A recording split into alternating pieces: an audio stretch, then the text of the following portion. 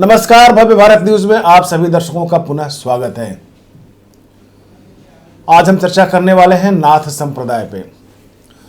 नाथ संप्रदाय के पहले गुरु मच्छिंद्र नाथ रहे। फिर नाथ संप्रदाय को गुरु गोरखनाथ के नाम से अधिकतर जाना जाता है। क्या है गुरु गोरखनाथ की उत्पत्ति की कहानी? क्या है इसका रहस्य? आज इस चर्चा में शामिल विद्वान आचार्य पंडित सुरेश पांडे जी का हम पहले स्टूडियो में स्वागत करेंगे। इसके बाद जानेंगे कि गुरु गोरखनाथ की उत्पत्ति की कहानी क्या है। ये बहुत ही इंटरेस्टिंग है, आप सबको भी जानना चाहिए। और आप लोग देख रहे हैं कि गुरु गोरखनाथ से जुड़ा यानी नाथ संप्रदाय से जुड़ा आज की तारीख में एक आदमी जो यूपी का मुख्यमंत्री है, आज वो कितना धूम मचा रखा है। तो गुरु गोरखनाथ के लोग कितने कट्टर होते हैं, कितने स्वाभिमानी होते हैं, कितने अभिमानी होते हैं, ये उस विषय पर चर्चा करने के लिए आज हमारे साथ स्टूडियो में उपस्थित हैं पंडित आचार्य सुरेश पांडे जी। पंडित जी के बारे में हम आपको बता दें कि सुरेश जी सटीक ज्योतिष के लिए भी जाने जाते हैं। अगर आपकी कुंडली का डेट, टाइम और प्लेस अगर सही रहा तो इनकी भविष्यवाणी एक भी आज की तारीख में खाली नहीं गया है, यानी कि गलत साबित नहीं हुआ है। तो जो नीचे स्क्रीन पर नंबर चल रहा है, आप इस नंबर पर फ़ोन करके और जो कुछ अनुदान होता है, जो शुल्क होता है, आप लोग उसको जमा करा के पे करके आप इनके सटीक ज्योतिष का लाभ प्राप्त कर सकते हैं। तो चलिए चलते हैं चर्चा पर। तो आपका स्वागत है पंडित जी। हाँ, नमस्कार पंडित। और गुरु गोरखनाथ की कहानी एक बड़ी अजीब कहानी है और काफ़ी प्रचलित है चर्चा में, लेकिन पता नहीं लोगों के बीच में बहुत कम आया होगा, इसलिए आज चर्चा का विषय भी बना हुआ है। तो बताएंगे कि क्या है नाथ संप्रदाय और गुरु गोरखनाथ के नाम से क्यों जाना जाता है और इनकी उत्पत्ति कैसे हुई? बिल्कुल जी। सबसे पहले प्रिय दर्शकों को नमस्कार। देखिए, हिंदू धर्म में 4 प्रकार के संप्रदाय हैं: वैष्णव संप्रदाय, शैव संप्रदाय, शाक्त संप्रदाय और स्मार्त संप्रदाय। अब इसमें जो वैष्णव संप्रदाय है वो हरि का, भगवान विष्णु के अवतारों का, राम, कृष्ण, विष्णु, इनकी जो है उपासना, पूजा अर्चना, हरि कीर्तन ये करते हैं। और जो शैव है वो शिव जी पर आधारित है। शैव संप्रदाय का शिव पर आधारित है, शिव के उपासक होते हैं। इसी तरह से शाक्त संप्रदाय है, शक्तियों का किया जाता है, देवियों का किया जाता है। और जो स्मार्त संप्रदाय हैं वो 5 देवताओं यानी भगवान विष्णु, शिव, दुर्गा, गणेश और सूर्य की पूजा आराधना करते हैं, सभी की करते हैं। तो ये स्मार्त संप्रदाय है। तो आपको हम बताने जा रहे हैं नाथ संप्रदाय। नाथ संप्रदाय ये शैव धर्म का ही, शैव संप्रदाय का ही से ही लिया गया है। और ये जो है पाशुपत सूत्र से जो है शैव संप्रदाय बना का ग्रंथ है, पुराना ग्रंथ है, उससे जो है उसमें इन चीज़ों का वर्णन है। तो नाथ संप्रदाय के जो पहले गुरु थे वो थे मच्छिंद्र नाथ, और उनके फिर शिष्य हुए गुरु गोरखनाथ। तो गुरु गोरखनाथ की उत्पत्ति कैसे हुई? नाथ संप्रदाय, नाथ का मतलब क्या है? नाथ का मतलब होता है स्वामी। ये वैष्णव में भी और शैव में भी इसमें जो है नाथ शब्द का प्रयोग किया जाता है। स्वामी लिखते हैं या नाथ लिखते हैं, जैसे केदारनाथ, आपका बद्रीनाथ, भोलेनाथ, आदिनाथ। आदि का मतलब प्रारंभ होना, तो भगवान शिव को आदिनाथ भी कहा जाता है। तो ये जब मिलते हैं आपस में आदेश शब्द का उच्चारण करते हैं। राम के लिए भी तो, श्री रामचंद्र जी के लिए भी तो इस्तेमाल हुआ है नाथ। वो भी स्वामी है, उसका मतलब भी स्वामी है। बाली ने वही मरते समय किया है। हाँ, मैं बैरी सुग्रीव प्यारा, कारण पवन नाथ मोहि मारा। तो नाथ शब्द का भी जो स्वामी और नाथ ये जो है बिल्कुल एक ही वो है, इससे सिमिलर वर्ड्स हैं। तो इसमें जो है प्रयोग किया जाता है। अब गुरु गोरखनाथ की उत्पत्ति कैसे हुई? मच्छिंद्र नाथ बहुत ही तपस्वी भगवान शिव को का दर्शन प्राप्त करके उन्होंने तपस्या करके जो है लोक कल्याण के लिए जो है घर घर जाते थे। और ये लोग क्या करते थे, भिक्षा मांग करके ही खाते हैं। अब वो 3 घर 4 घर 5 घर कई घरों में की भिक्षा इकट्ठा करके फिर उससे जो है अपना जो है भरण पोषण करते थे। एक बार ये गांव में गए और एक स्त्री निकली, तो उसने भिक्षा लेकर के आई और उदास थी। गुरु गोरखनाथ के साथ और भी इनके मच्छिंद्र नाथ जी के साथ और भी इनके साथ नाथ संप्रदाय के शिष्य थे मच्छिंद्र नाथ जी के।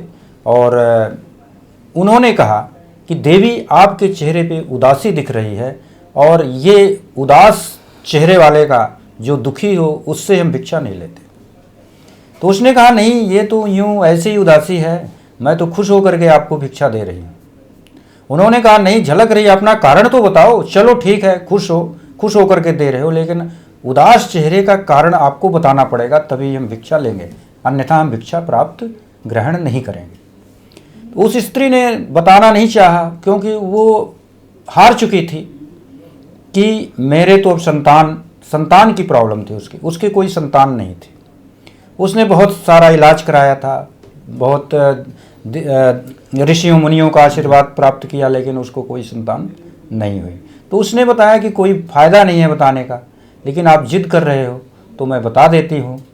मैं दुखी इसलिए रहती हूँ कि मेरे कोई वारिस नहीं है, मेरे कोई संतान नहीं है, यही कारण है हमारी कोख खाली है, मैं बाँझ हूँ। तो और इसलिए मेरा जीवन जो है बेकार है। वो रोने लगी और आंसू निकलने लगी। तो मच्छिंद्र नाथ जी ने कहा कि आप दुखी मत हो, अब आपको चिंता करने की कोई ज़रूरत नहीं, आपको संतान होगा। उसने कहा मैंने बहुत देखा है बाबा जी, और अभी तक मेरा जो है संतान नहीं हुई, बहुत ऋषियों ने मुझे आशीर्वाद दिया, इसलिए मेरा जो है मन डगमग हो गया है। बोले नहीं, मच्छिंद्र नाथ जी ने भगवान भोलेनाथ का स्मरण किया, ध्यान किया, शिव के परम भक्त थे, और उसी समय उनके हाथ में भभूत जो है आ गई। भगवान शिव ने भभूत भेजा अपने शक्ति से, अंतर्बल से, और उस भभूति को मच्छिंद्र नाथ जी ने उस स्त्री को कहा कि ये भभूति जो है आज शाम को खा लेना। उसने कहा ठीक है, और बोले फिर मैं 12 वर्ष बाद आऊँगा तो फिर आपके यहाँ भोजन करूँगा और उस बालक का दर्शन देखूँगा, उस बालक को। इसके बाद वो चले गए।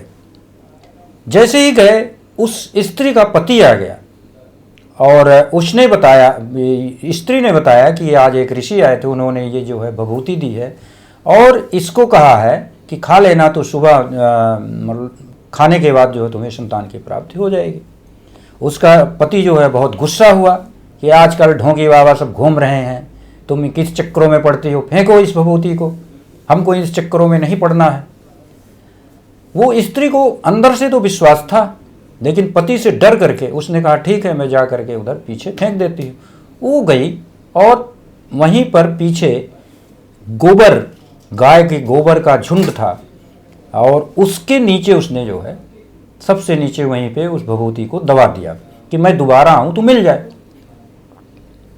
अब जब वो दोबारा गई देखने, तो उसको भभूति प्राप्त नहीं हुई। बहुत देखा इधर उधर, वो मिक्स हो गई थी इधर उधर उसी में, गोबर में। वो दुखी होकर के आई और भूल गई। जब 12 वर्ष बीत गए तो मच्छिंद्र नाथ जी आए और बोले कि कहाँ है बालक। तो उसने कहा मेरे तो कोई संतान ही नहीं हुई, मैंने भभूति खाया। झूठ बोला उसने। इससे मच्छिंद्र नाथ जी गुस्से में कहने लगे ऐसा हो ही नहीं सकता कि बालक ना हुआ हो, तुम झूठ बोल रही हो देवी, सच सच बताओ क्या बात है। वो डर गई। फिर उसने कहा कि मुनिवर संत जी, मेरे से गलती हो गई, गलती ये हुई कि हमारे पति जी आए और मुझे वो डांटने लगे, इस कारण से मैंने उसको एक गोबर में छिपा दिया और मैं वो भभूति नहीं खा पाई। तो उन्होंने कहा कहाँ है भभूति, वो भभूति चलो मुझे दिखाओ, कहाँ तुमने दबा फेंका है, कहाँ है गोबर। वो जब पीछे गए तो वहाँ पर बताया कि इसी गोबर के झुंड में मैंने दबा रखा है और वो मिल नहीं रही। देखा इससे गोबर के झुंड से ही गोबर के का जो बड़ा सा वो बना हुआ था ढेर था, उससे गोरखनाथ जी की आवाज आई, गुरु जी मुझे ले चलो, गुरु जी मुझे उठाओ निकालो, इस गोबर में मैं 12 वर्ष से जो है पड़ा हुआ है गोबर के अंदर, मुझे गुरु जी जो है निकालो।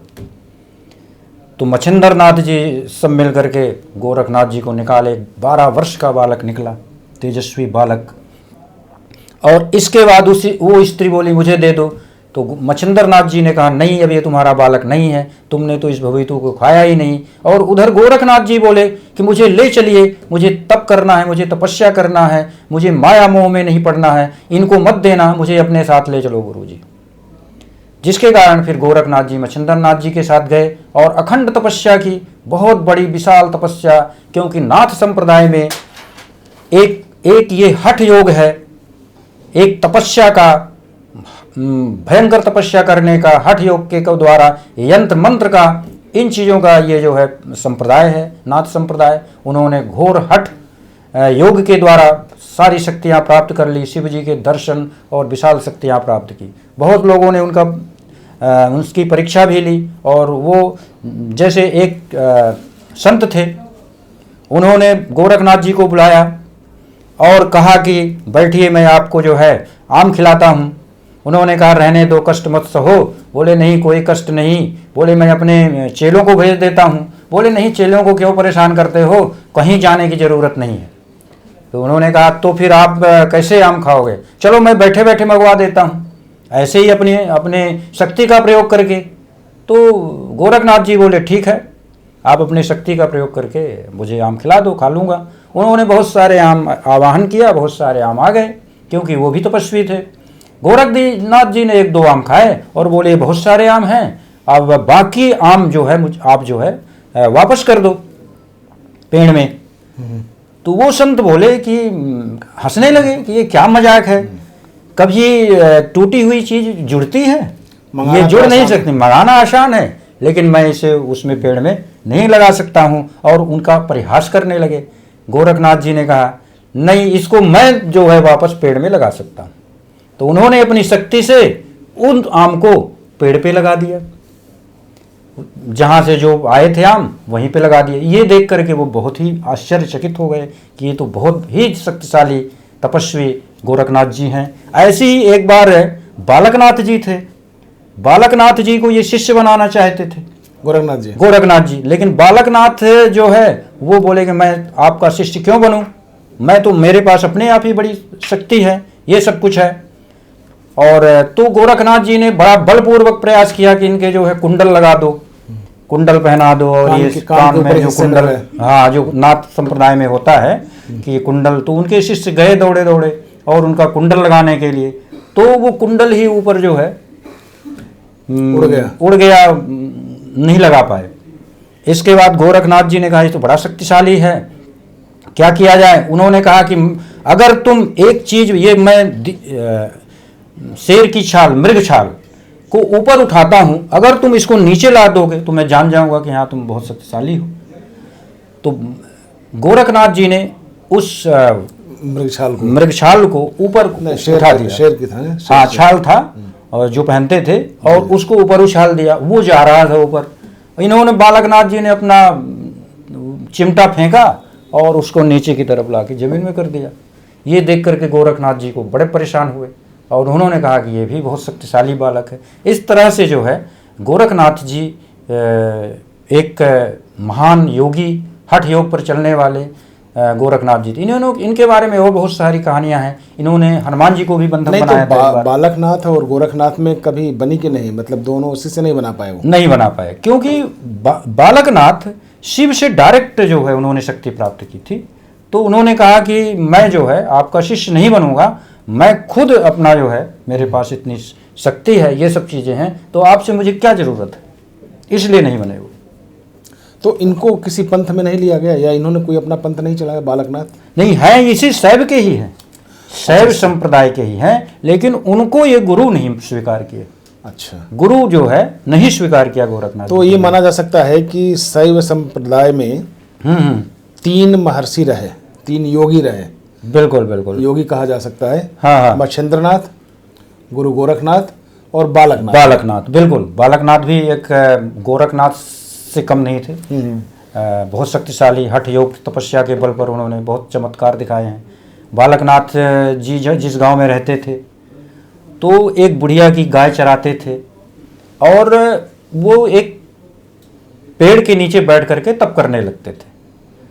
तो गाय छूट करके किसी मुखिया जी की जो है खेती चर ली। जी। वो लोग उस बुढ़िया के पास गए कि ये तुमने किसको रख रखा है, मतलब उस मेरी सारी जो है खेती नष्ट कर दिया, अब मैं जो है तुमसे इससे जुर्माना लूँगा, जो नुकसान हुआ है इसकी भरपाई तुम करोगी।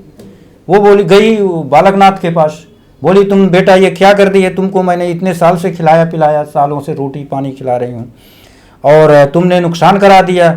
तो ये चीज़ें सुन करके बालकनाथ को अंदर ही अंदर तो बहुत गुस्सा आया कि उन्होंने ये कहा था कि तुम मुझे ताना नहीं मारोगे किसी तरह का, तभी मैं जो है ग्रहण करूँगा। लेकिन वो रोटियाँ तो देती थी और वो एक पेड़ में इकट्ठा करते चले जाते थे। तो उन्होंने कहा, देख माई, तेरी एक भी रोटी मैंने नहीं खाया, ये सारी रखी हुई हैं और जितना मैंने तेरा दूध पिया है वो सारा अपने तप बल से उसमें निकाल दिया। और बोले अब रहा सवाल कि खेती इनकी गायों ने चरी है, कोई खेती नहीं चरी है, जाओ देख के आओ। तो वहाँ 2-3 लोग गए तो वहाँ हरा भरा था, कोई नुकसान नहीं हुआ था। इससे फिर वहाँ आकर के बालकनाथ जी के चरणों में गिर गए और बोले मुझसे गलती हो गई, मुझे माफ़ करो। और बालकनाथ जी इस तरह का वो भी कार्य करते थे जी।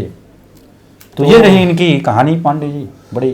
तो ये बड़ी अच्छी आपने जानकारी दी है गोरखनाथ के बारे में, बालकनाथ के बारे में, मत्स्येंद्रनाथ के बारे में तो लोगों को पता ही पता है जी। अब मैं ये बताना चाहता हूँ कि जो भी योगी होते हैं उनमें जो हठ योग का जो समावेश हो जाता है उसका कोई जवाब नहीं होता। और ऐसे योगी अगर सामाजिक कार्य में उतर जाते हैं तो वो फिर सोने में सुहागा माना जाता है।